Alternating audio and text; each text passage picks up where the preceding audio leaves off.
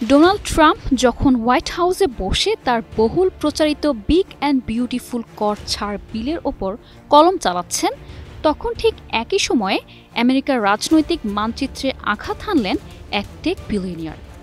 এক ঘোষণায় কেঁপে উঠল মার্কিন রাজনীতি। ইলন মাস্ক গঠন করলেন আমেরিকা পার্টি।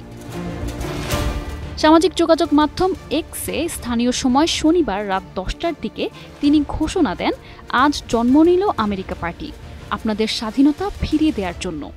এর আগে শুক্রবার এক্সে একটি জনমত জরিপ চালান মাস্ক। সেখানে অনুসারীদের কাছে জানতে চাওয়া হয়, যুক্তরাষ্ট্রের নতুন একটি রাজনৈতিক দল দরকার কিনা।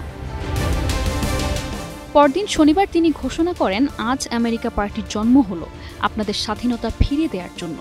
এর সঙ্গে তিনি যোগ করেন, 2:1 ব্যবধানে আপনারা নতুন রাজনৈতিক দল চেয়েছেন, আপনাদের তা দেয়া হলো। মাস্কের এই ঘোষণা এমন এক সময় এলো যখন মার্কিন প্রেসিডেন্ট ডোনাল্ড ট্রাম্প শুক্রবার তার বহুল প্রচারিত বিগ অ্যান্ড বিউটিফুল কর ছাড় এবং ব্যয় বৃদ্ধি সংক্রান্ত বিলে স্বাক্ষর করেছেন, যা মাস্কের তীব্র বিরোধিতার মুখে পড়ে। ট্রাম্পের পুনর্নির্বাচিত হওয়ার পেছনে ভূমিকা রাখা মাস্ক শত শত মিলিয়ন ডলার ব্যয় করেছেন এবং দ্বিতীয় মেয়াদে সরকারি ব্যয় দক্ষতা বিভাগেরও নেতৃত্ব দিয়েছিলেন। সেই ট্রাম্পের সঙ্গেই এখন তিক্ত বিরোধে জড়িয়েছেন।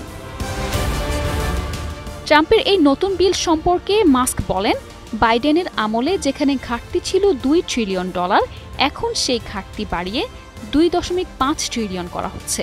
এতে আমেরিকা দেউলিয়া হয়ে যাবে।